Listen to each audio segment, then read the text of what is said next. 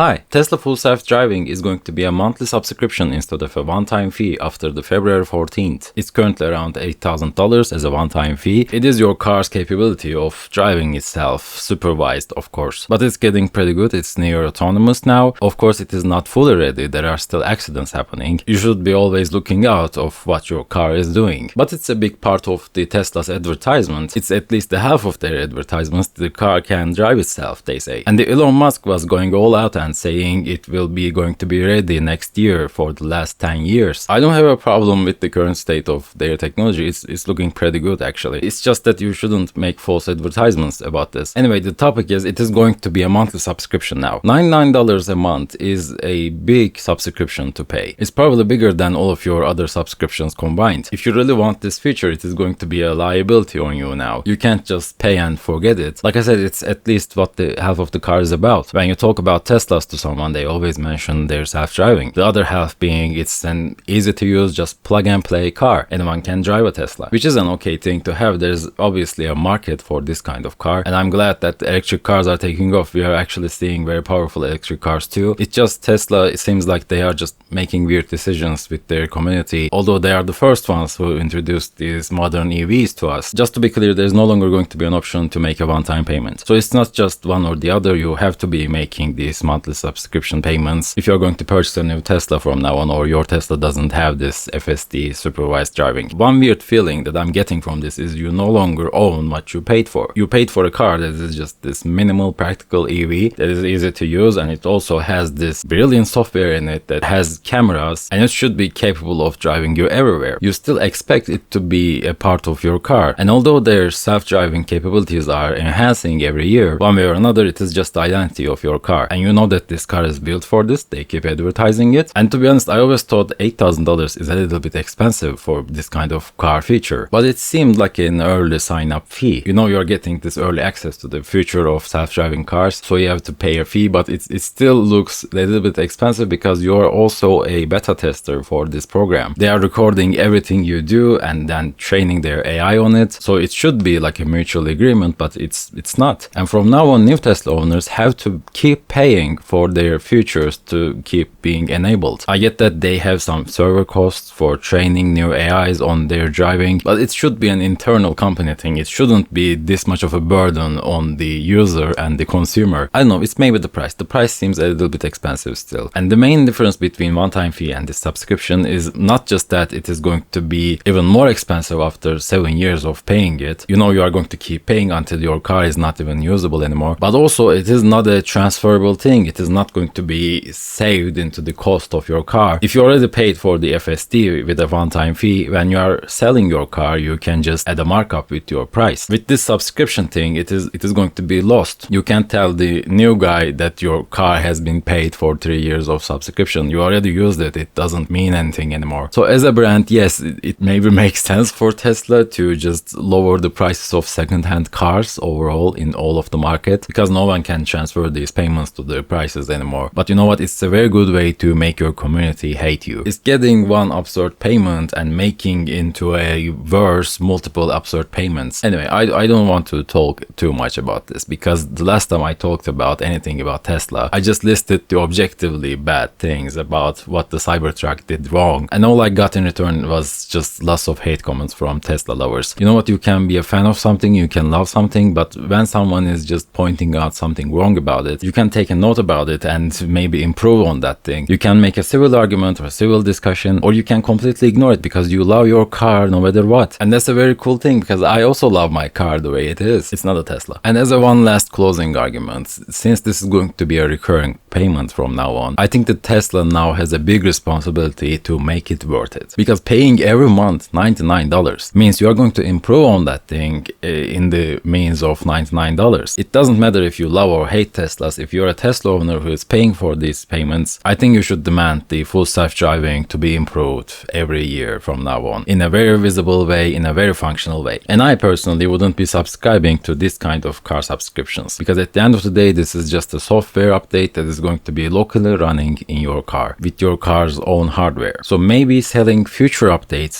is a better idea. Maybe sell updates. Well, these are my thoughts. Tell me what you think in the comments down below. Do you think this was a good idea from Tesla's side? Or do you think I'm just incapable of seeing the Elon's big picture? If you have a friend who makes good arguments about Teslas, please share this video with them, and thank you for listening.